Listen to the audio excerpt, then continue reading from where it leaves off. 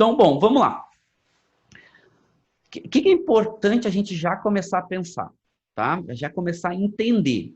Aqui a gente está em uma formação, vocês sabem que é super importante, eu sou professor, sou pesquisador, então é super importante a gente ter alguns alinhamentos técnicos, ok? Mais do que só degustar vinho, a gente precisa entender. E o entender é mais do que entender só a degustação, só a superfície sensorial, a gente precisa entender o contexto porque vai nos ajudar a degustar e vai nos ajudar a tirar mais prazer. Eu tenho falado bastante aqui nas nossas aulas sobre a questão de o nosso cérebro é responsável por montar a degustação. Os nossos sentidos captam os estímulos, pegam essas chamadas sensações, levam para o nosso sistema nervoso, que manda para o nosso cérebro vai montar a degustação. É muito legal, eu vou trazer isso também para vocês mais para frente, de o seguinte, é comprovado cientificamente que quanto mais a gente entende, ou seja, quanto mais a gente começa a ter a percepção e o entendimento dessa percepção, né? Então, lembrando, são 3 etapas, que é estímulo, sensação e percepção. E percepção é quando é racional para a gente consegue tangibilizar isso, a gente consegue mensurar isso. De certa forma, se torna racional para a gente. Isso aqui é doce, é muito doce. Ou isso aqui é salgado, é muito salgado. Ok? Quanto mais a gente consegue ter entendimento sobre as percepções, mais prazer a gente tira. Ou seja, quanto mais tu aprende sobre degustação de vinho, quanto mais tu aprende sobre vinho, mais prazer tu tira. Isso por quê? Tá? Cientificamente, de uma forma simples, tá? Vou trazer, a gente vai avançar mais sobre isso futuramente. O nosso cérebro, ele vai aprendendo, ou seja, ele vai criando caminhos para montar essa degustação. Quanto mais tu aprende, ele vai aprendendo caminhos diferentes e ele vai alocando essas informações em áreas diferentes do cérebro.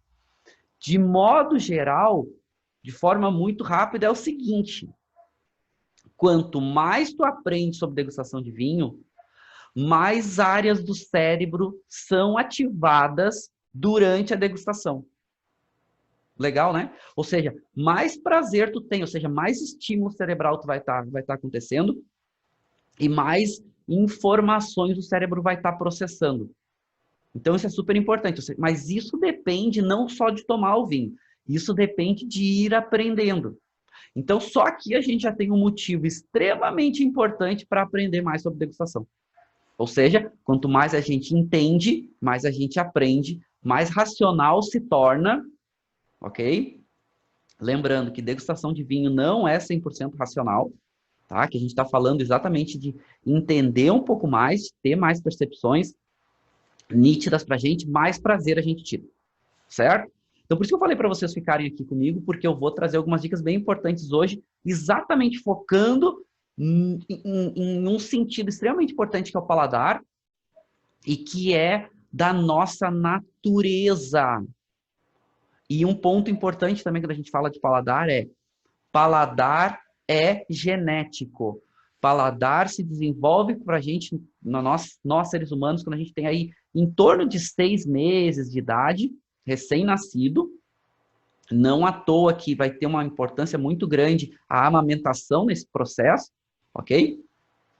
Mas ele é genético, ou seja, a gente nasce com essas estruturas elas vão se modificando um pouquinho, com o passar do tempo elas vão deixando de existir, a gente vai perdendo capacidade de paladar, mas é relativamente lento e é relativamente tardio essa perda de paladar, tá? Mas eu falo um pouquinho para vocês aqui durante a aula. Vamos entender o seguinte: quando a gente fala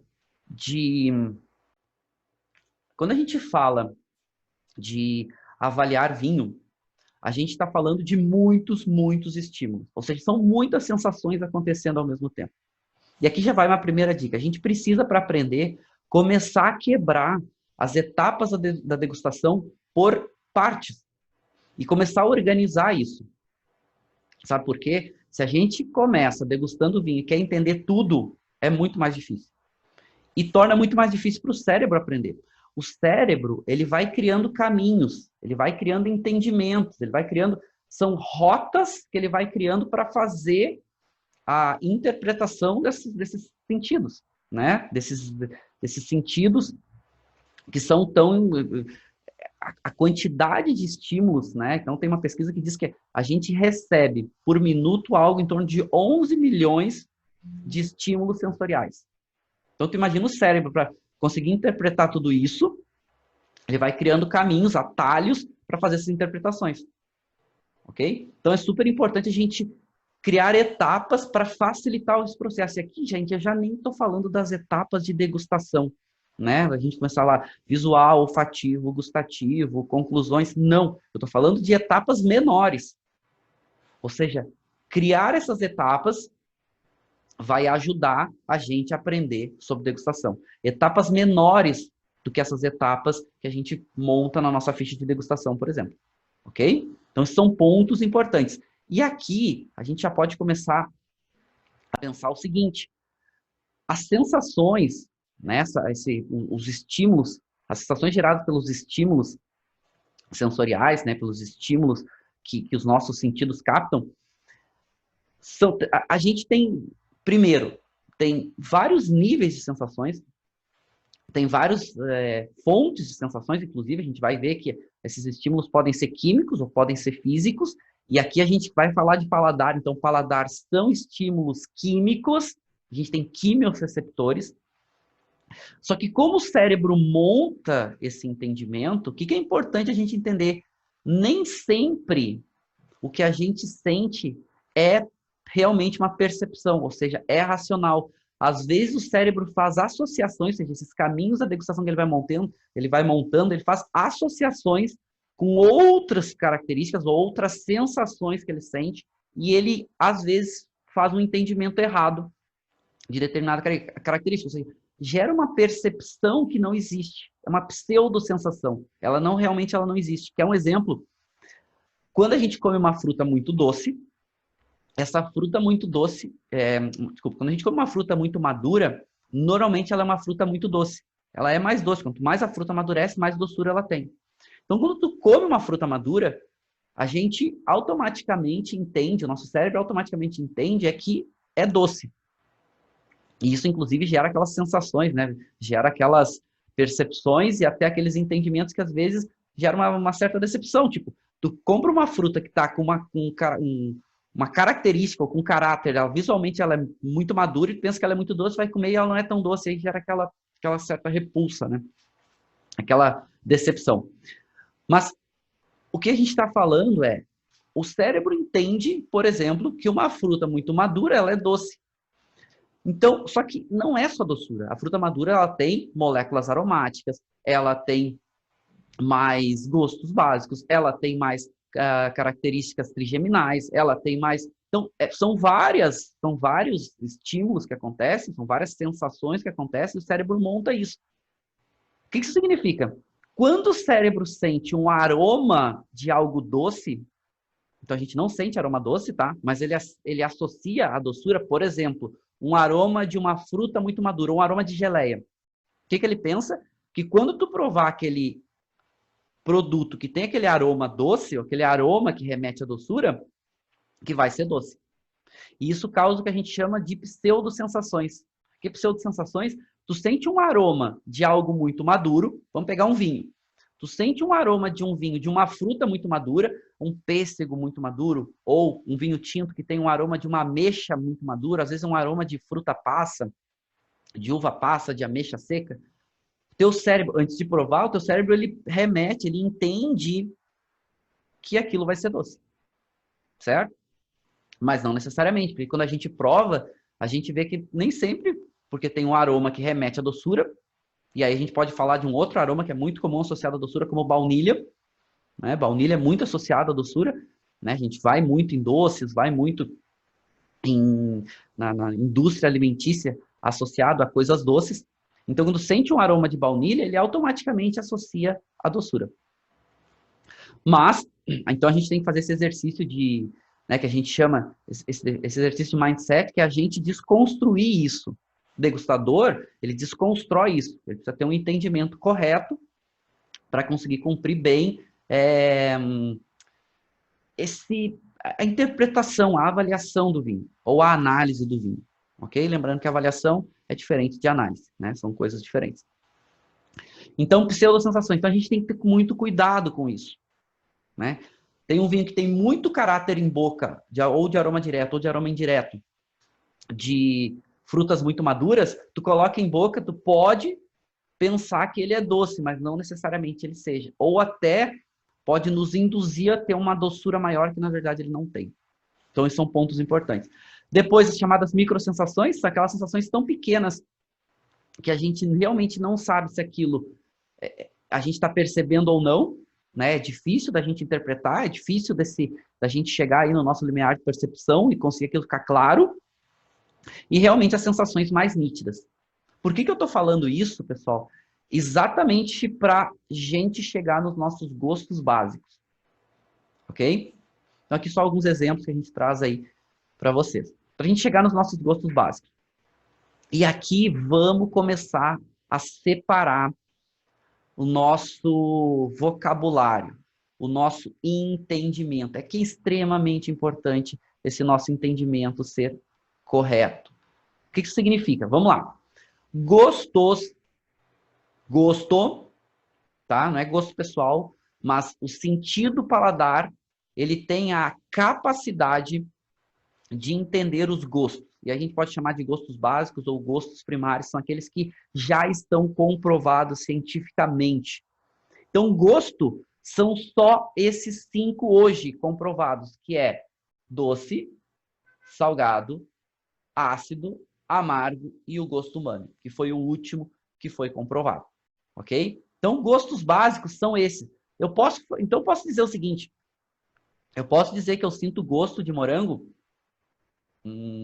Não. Tá errado.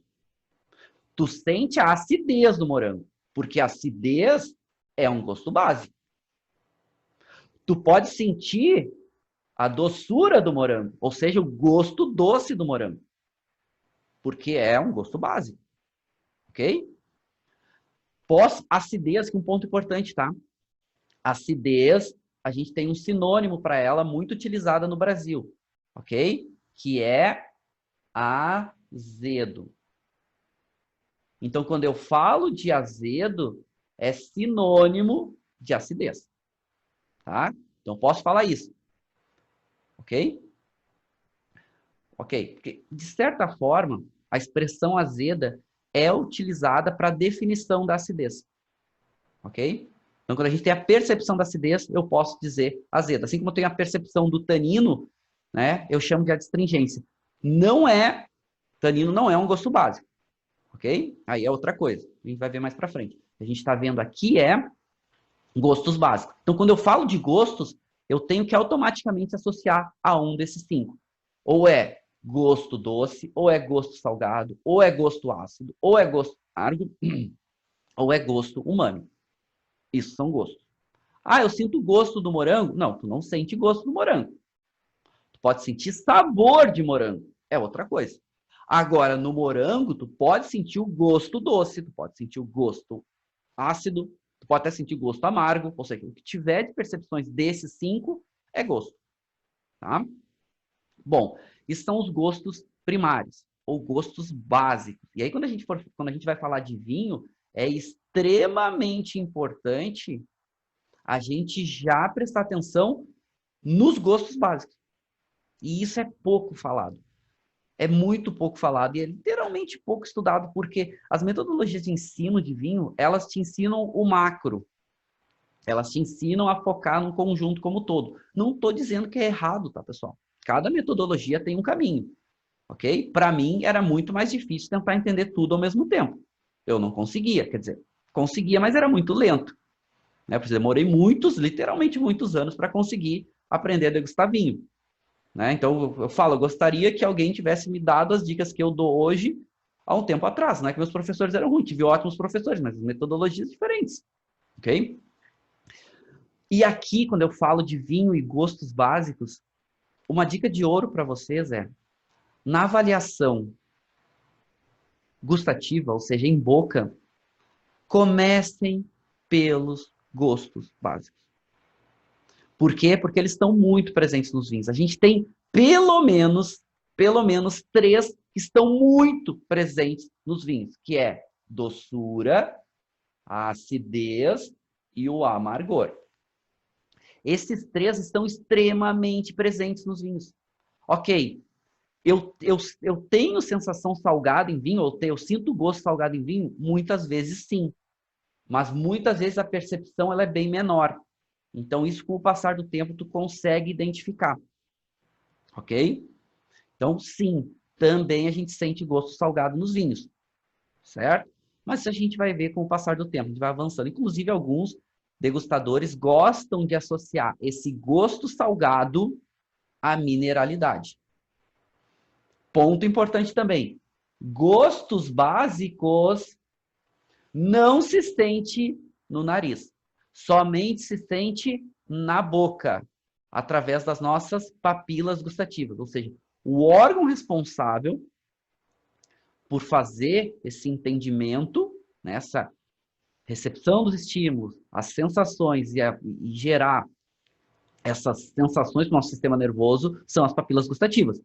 Elas vão receber esses estímulos químicos para a gente conseguir entender os gostos. Ok? Então, isso é um ponto importante. E é na boca.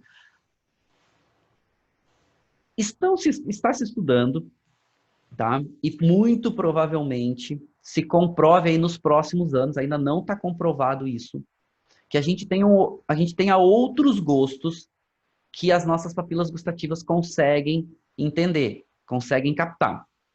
Um que está muito próximo de ser comprovado é a gordura, que muito provavelmente a gente tenha receptores nas papilas gustativas específicos para gordura, certo? Ainda não está comprovado, mas muito provavelmente a gente tenha, ok? A gente só tem comprovado esses 5.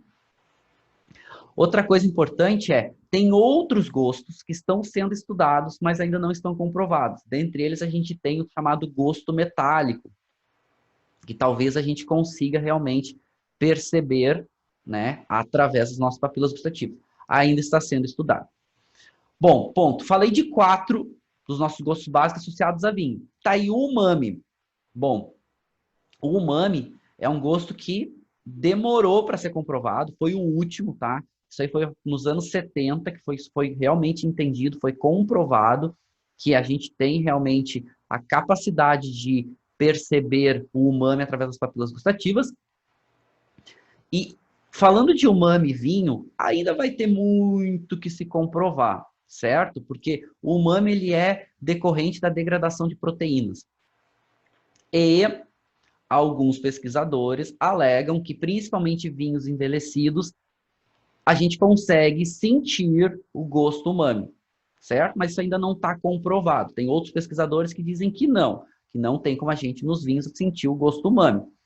Mas tem um fator importante, que é o seguinte: muitos dos aromas que a gente sente, até dos sabores que a gente sente nos vinhos, são muito associados ao umami, certo? O que é o umami, tá? O umami, de certa forma, os 4 que a gente falou primeiro, a doçura, o salgado, a acidez e o amargor, é mais fácil para a gente entender, porque a gente já lida com eles há muito tempo. O umami, ele, a percepção dele, a gente associa ele a como esses estímulos acontecem na boca, né? E principalmente a nossa reação sensorial e a nossa reação física a esses estímulos. E o umami, o que ele causa? Ele causa um pouco de gosto amargo, né? Pouquinho. Ele causa um pouco de gosto salgado e ele causa um pouco de salivação.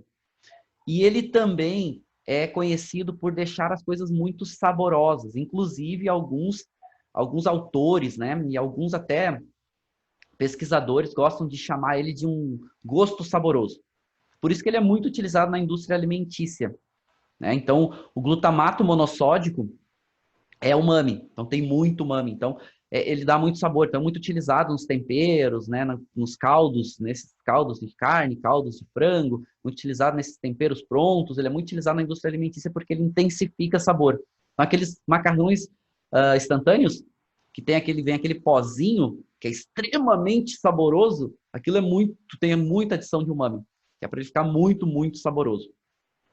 E o umami normalmente é adicionado através de glutamato monossódico. Então, se vocês lerem os ingredientes dos alimentos, atrás vai ter na composição ali glutamato monossódico, sabe que foi adicionado, né, exatamente para dar mais sabor, ok? Bom, vamos lá. Então, qual é a questão? O umami, a gente não vai dar tanta atenção agora, associado a vinho, tá? É um gosto super importante, né? E a gente vê que tem muitos produtos ricos em umami que são extremamente saborosos. Então, por exemplo, cogumelo. Cogumelo é muito rico em umami. Muito rico. E o umami, ele fica mais perceptível quando ele aumenta um pouco a temperatura. Quando está a temperatura um pouco mais quente, um pouco mais aquecido, fica muito perceptível, certo? Por exemplo, tu aquece um pouco o cogumelo, fica extremamente saboroso. Mas queijos muito curados, carnes curadas, tomate, principalmente tomate seco, aquele tomate seco, por isso tomate seco é tão saboroso, né? Muitos frutos do mar, sushi, as algas dos que é utilizada para sushi, molho shoyu, então são muito ricos em umami, por isso também são tão saborosos, ok? E a gente está começando a entender o umami, a gente está começando a ficar mais perceptível. Os japoneses usam ele há muito tempo, por isso o sushi é tão saboroso, né? Por isso o sushi fica tão intenso, quando tu pega, come o sushi já é saboroso, aí tu molha ele no molho shoyu e fica mais saboroso ainda, por causa do umami. O umami é muito presente, ok? Bom, mas fizemos um acordo que a gente vai deixar de fora o umami por enquanto para vir. E aqui a gente já fez um acordo, a gente entendeu o que é gosto, certo? São aqueles 5 gostos. Então, eu posso falar de gosto se eu estiver associando a doçura, a salinidade, ou salgado, a acidez, ou ao azedo, ao amargor e ao umami. Ok? Então, já fizemos esse acordo. Outro acordo que a gente vai fazer aqui agora. E aqui o papo é sério. Ok? Que é o seguinte. Mapa da língua não existe. Deixa eu voltar aqui. Tá? Deixa eu até vou marcar isso aqui para vocês.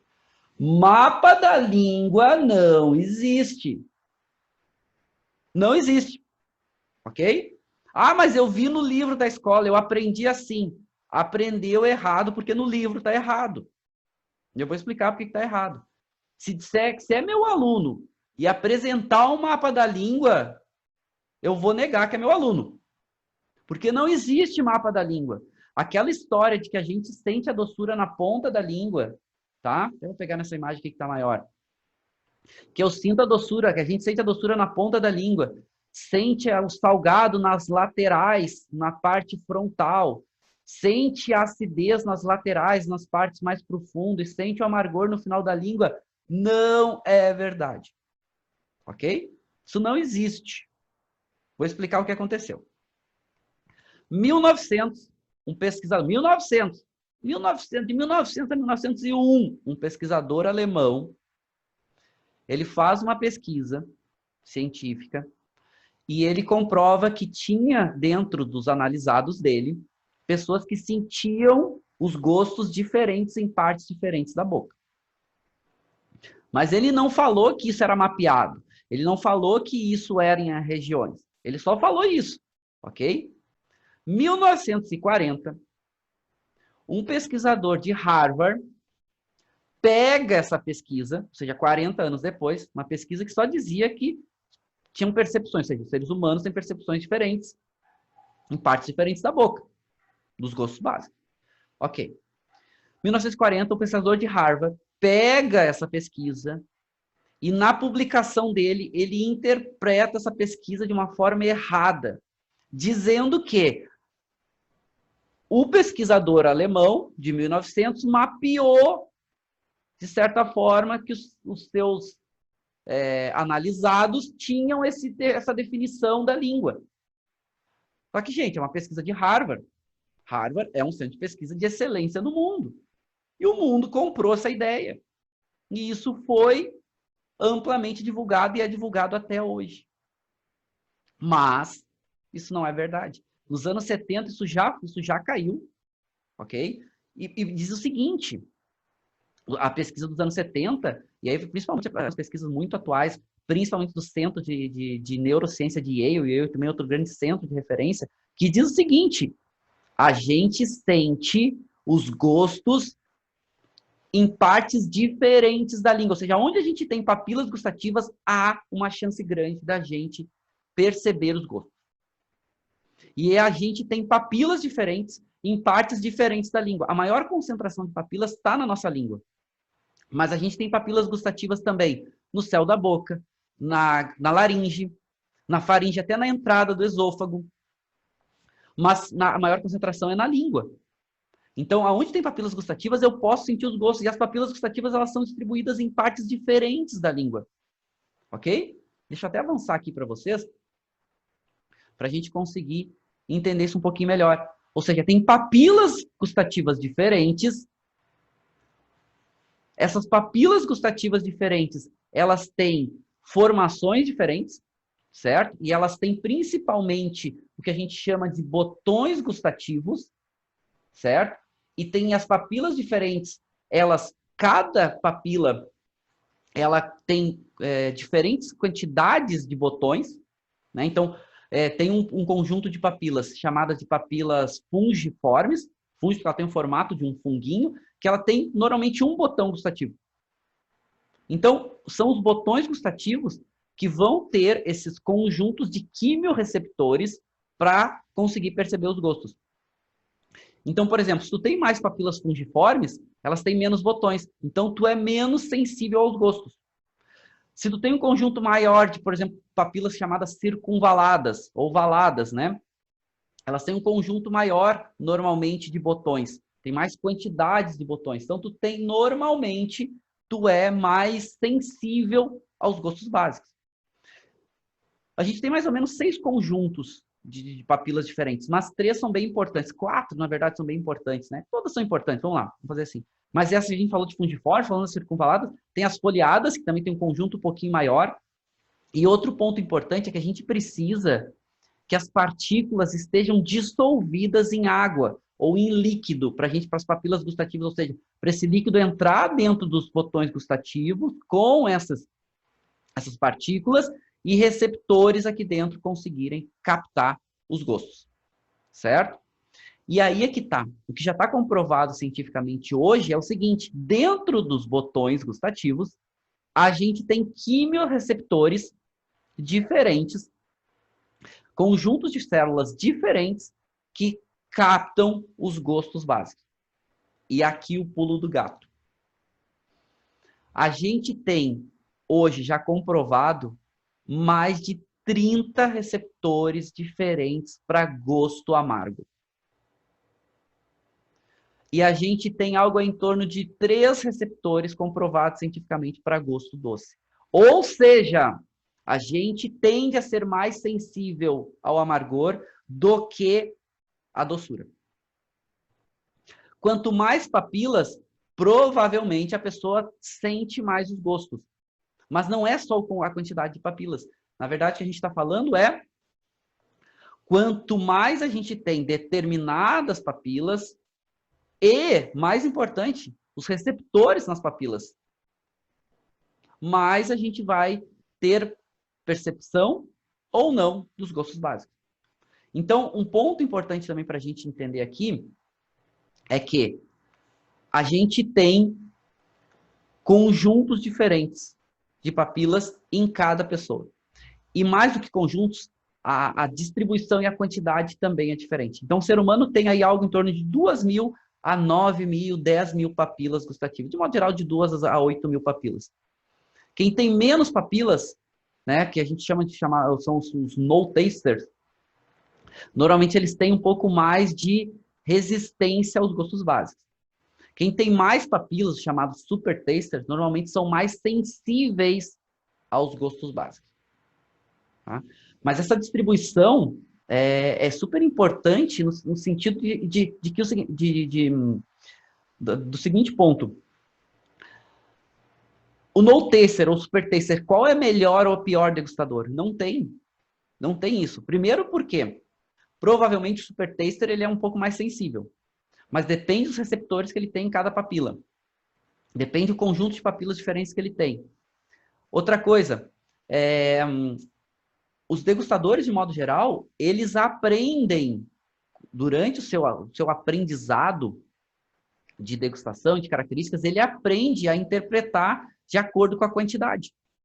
O que a gente consegue ver é o seguinte, se a pessoa ela é um super taster, provavelmente ela é mais sensível, ela vai ter mais dificuldade com o amargor. Se a pessoa é um no taster, provavelmente ela é mais resistente ao amargor. Isso a gente consegue já perceber, né? E isso é genético, tá? E isso a gente já consegue perceber no dia a dia. A gente tem pessoas que gostam, são muito resistentes à doçura, por exemplo. Conseguem comer coisas muito doces, adoram, são apaixonados. E tem pessoas que já não conseguem. Comem uma colherada ou uma garfada, ou enfim, de um doce, né, que esteja extremamente doce, já é enjoativo, para aquela pessoa pesa. E o amargor também vai nessa linha, ok? Mais ou menos 25% da população é no taster. Mais ou menos 25% da população é super taster. E 50% da população está no meio do caminho, ok? Tem a quantidade de papilas intermediárias aí do mínimo até o máximo, vai oscilando, ok? E aí tem um exame que é feito, que a gente passa um pigmento colorido na língua e a língua fica toda azulada. E aonde tem marcações vermelhinhas, rosadinhas, são as papilas gustativas. Daí a gente consegue mensurar, né, medir, tem uma fórmula científica para fazer isso, tu consegue medir a quantidade de papilas gustativas de cada um dos degustadores. Ok? Bom, dica de ouro para vocês. Mais uma. Nas etapas de degustação, comecem. A organização das etapas de degustação não tem o certo e errado para cada um, tá? Mas posso dizer para vocês que faz muita diferença vocês começarem na parte de avaliação gustativa a entender os gostos básicos dos vinhos. Ok? Tem alguns que são mais fáceis, tem alguns que são mais difíceis. Mas comecem pelos gostos básicos. Comecem entendendo quanto vinho tem doçura. Comecem entendendo quanto vinho tem acidez. Comecem entendendo quanto vinho tem amargor. Comecem. E aí tem que prestar atenção. Tem que prestar atenção por quê? Porque muitas vezes a gente tem sensações ou percepções mascarando outras percepções. Certo? Aquilo que a gente falou, do mesmo jeito que a gente tem lá, né, essas pseudo-sensações, essas pseudo-percepções, a gente tem equilíbrios, a gente tem características diferentes sendo percebidas. E muitas vezes uma pode mascarar a outra. Por exemplo, o amargor, muitas vezes não aparece nos vinhos, mas ele está presente. Muitas vezes a gente não percebe, mas ele está presente. Tem a sensação, mas eu não tenho a percepção. Ok? Acidez é extremamente importante nos vinhos. Acidez é extremamente importante para equilíbrio. Acidez é extremamente importante para potencial de guarda. Ok? Muitas vezes a gente já falou isso aqui, né? Muitas vezes tu toma um vinho, tu abre um vinho, tem aquele aroma incrível, tu adora, um aroma complexo, intenso, e tu falou, nossa, esse é um vinhaço, vou tomar inteiro, né? Toma até um primeiro gole, gosta, intenso em boca, e aí tu toma uma taça, já começa a ficar cansado. Tipo, esse vinho não me caiu bem, esse vinho não, pô, não tô legal, eu achei que ia tomar todo, começa a ficar cansativo o vinho.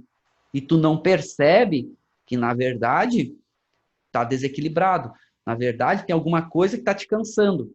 Que pode ser o vinho, pode ser características, ele pode ser um pouco mais alcoólico, ele pode carecer de acidez, ele pode ser um pouco mais intenso, um pouco mais pesado. E tu não percebe ainda. Aquilo não está claro para ti. Mas ele vai te cansando.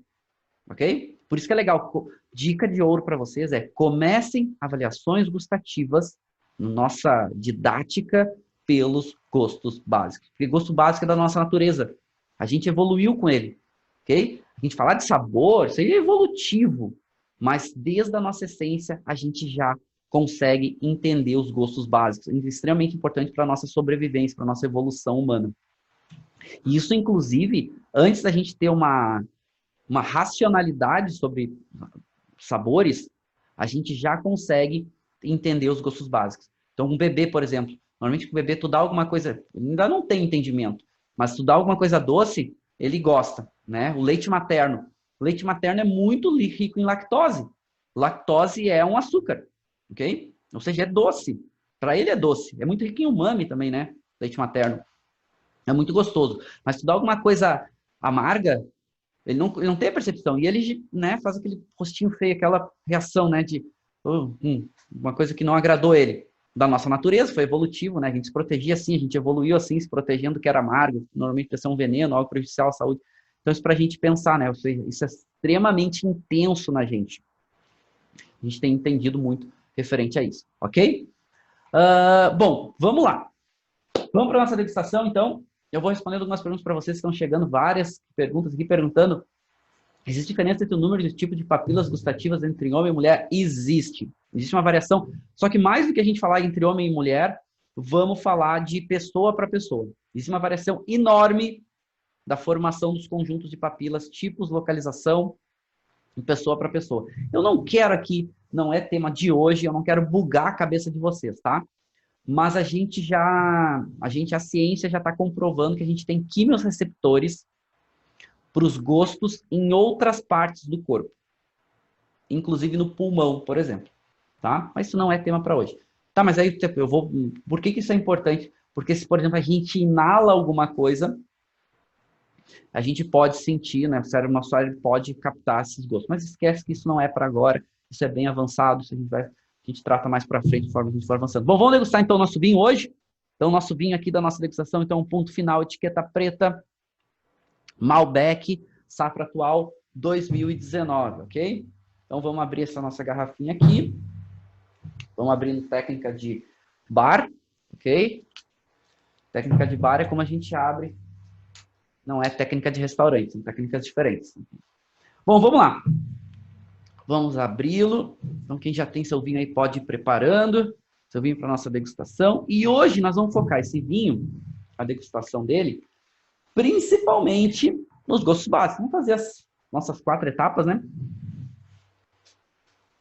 Desse vinho. Eu não li a ficha técnica dele. A gente lá no nosso, quando a gente abrir a nossa sala de aula, a gente vai ler a ficha dele junto, faz parte da nossa metodologia. Então, primeira coisa, né? Sempre veja se a taça está limpa, se não tem resíduos, se está realmente com todas... Deixa eu parar aqui. Antes de colocar o vinho, está perfeita. Sermos sempre uma dose de degustação, algo em torno de 30 ml. Ok? Um pouquinho mais. E a gente vai começar a nossa degustação do nosso vinho. Malbec, a gente andou falando de Malbec aqui, então quem não viu as aulas de Malbec, aproveitem, né, para assistir as aulas de Malbec.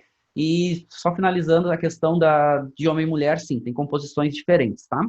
Mas mais que isso, vamos pensar que todo ser humano, de mulher para mulher tem diferença, de homem para homem tem diferença, e de homem para mulher também tem diferença.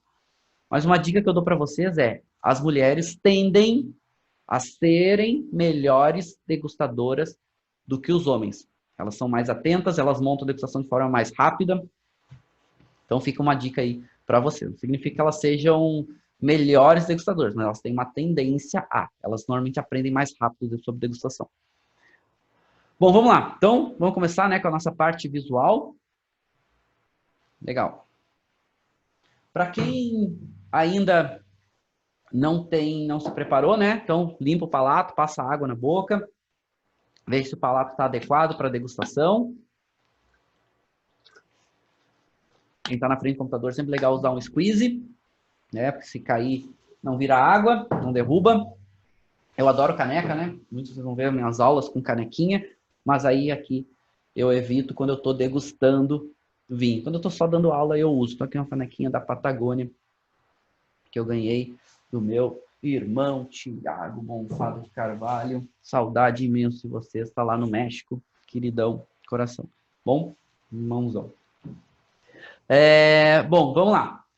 Ok, meu palato está adequado, vamos começar a degustação. Primeiro com a parte visual. Então, vou fazer aqui com vocês, deixar vocês verem a minha taça aqui também. Deixa eu compartilhar aqui com vocês, para a gente fazer essa parte visual juntos. Opa. Vou botar aqui nosso guardanapinho. Vou dar um foco legal aqui para ele. Legal. Deixa aqui. Deixa eu ajustar aqui nosso foco. Legal, né? Tá aqui, já dá pra gente visualizar. O que a gente consegue ver? Opa, Aqui. Vou botar o nosso foco aqui, beleza. Legal. Então, o que a gente vê aqui? Um vinho que tem, a gente consegue ver através dele, né? Tem média intensidade de cor, bastante brilhante. Nessa parte central aqui, a gente consegue ver que a cor predomina uma cor vermelha, mas com bastante notas azuladas, até bem um pouco mais intenso, né? Mas a gente ainda consegue ver, ó. Vocês conseguem ver a caneta aqui através dele. Conforme vai indo para a borda, a gente vai vendo que predomina essa nota mais para o rubi, mais para o vermelho. Ok? Então aqui a gente ainda tem algumas notas, essa parte central aqui um pouco mais azulada, conforme a gente vai vindo para frente aqui, um pouco conforme vai em direção à borda da taça, um pouco mais a nota rubi. Não tem resíduo, bastante brilhoso, ok? E de média intensidade de cor. E a cor dele a gente pode classificar aí já para um rubi, já que boa parte dele é rubi e tem menos notas azuladas e muito mais notas avermelhadas. A gente consegue ver bem aqui nessa taça, ok? Bom, parte olfativa. Primeiro, sem agitar a taça. Bom, muita intensidade de fruta. Fruta predomina. E tem alguma notinha, talvez uma notinha floral, talvez uma notinha especiada, mas o caráter de fruta, um toque vermelha e muita fruta preta, bem perceptível, bem presente. Ok? Também, sem agitar a taça, a gente faz a parte da intensidade olfativa. E aqui tem média intensidade olfativa.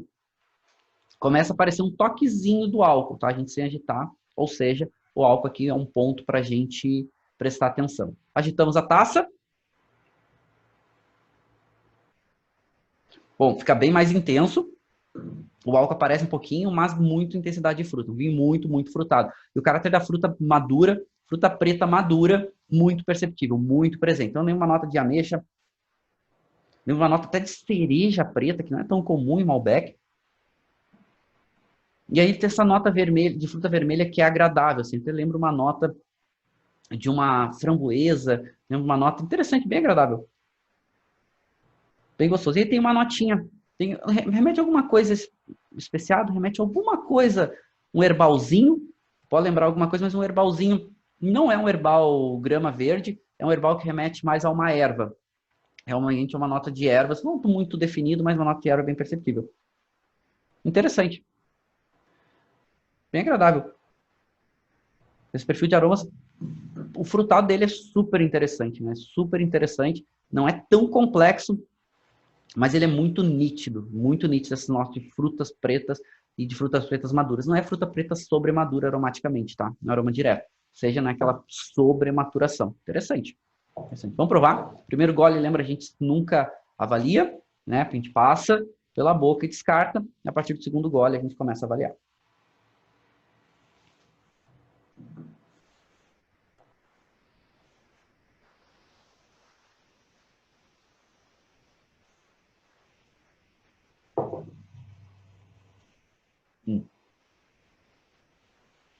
Interessante. Vamos fazer uma coisa? Vamos focar aqui nos gostos básicos, já que é o nosso tema de hoje. Mas a gente fala de outros elementos. Fala rapidinho dos demais elementos, né? Vou um vinho que em boca aparece um pouquinho do álcool, mas não sobra. Né? Ele tem uma pontinha ali, né? Não chega a ser aquele álcool pungente demais, mas ele tem uma pontinha aparecendo. Muita intensidade de fruta. Tem essa nota tânica. O tanino dele é médio, mas é um pouquinho mais marcado. Então a textura dele também é média, naquela textura extremamente fina, mas agradável, tá? E equilibrado no conjunto. E o corpo dele sobe um pouquinho, tá? A gente pode botar entre médio e muito, sobe um pouquinho o corpo.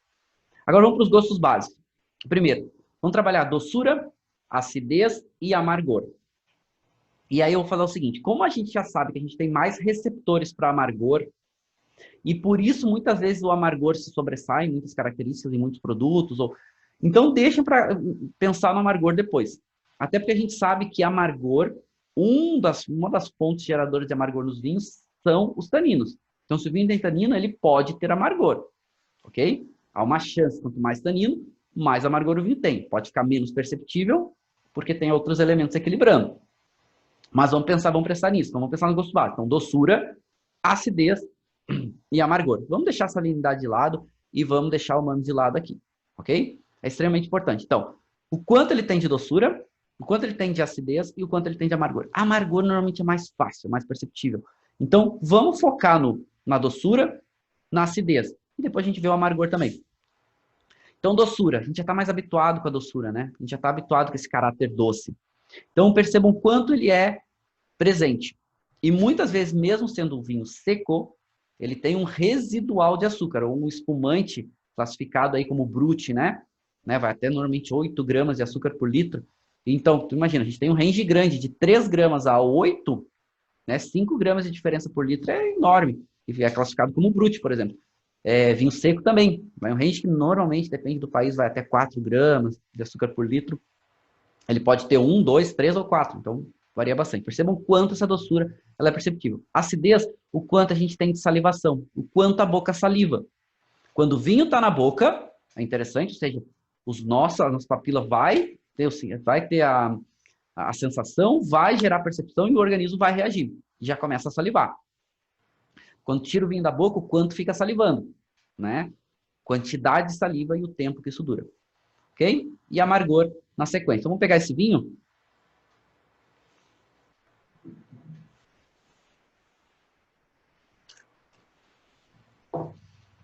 Ele é seco, certo? Mas tem uma doçurinha que é perceptível. Ela fica um pouco mais por causa dessa fruta madura que a gente falou, né? Mas ele não é doce, não é, inclusive ele deve ser classificado como seco, tá? Mas ele tem um residualzinho, ele está ali no limite para classificar como seco. Bom, então a gente olha. Vinho fino tipo seco. Mas deve estar ali no limite, tá?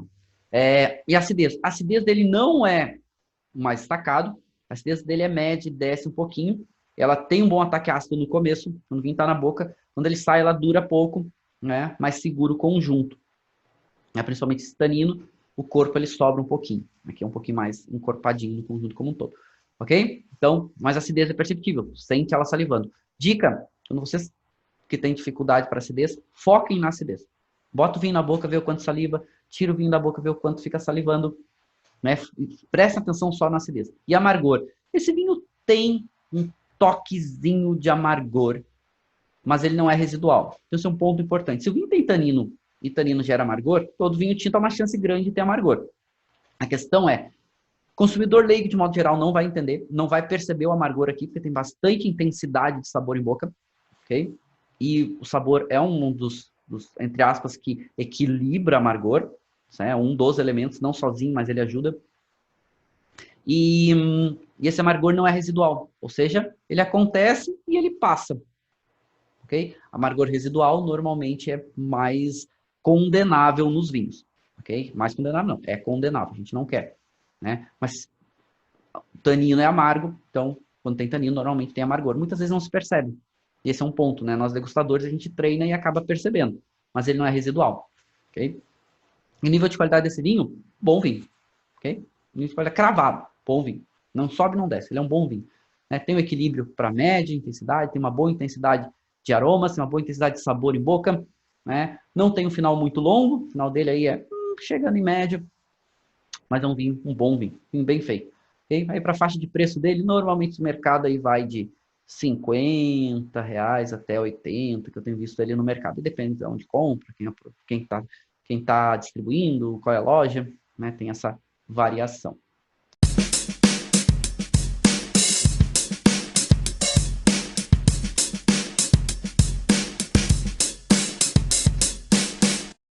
Você acabou de ouvir uma aula de vinhos do professor Marcelo Vargas, em formato de podcast. Para mais conteúdos, dicas e materiais sobre a bebida, acesse o site www.marcelovargas.org. Um forte abraço e até o próximo encontro.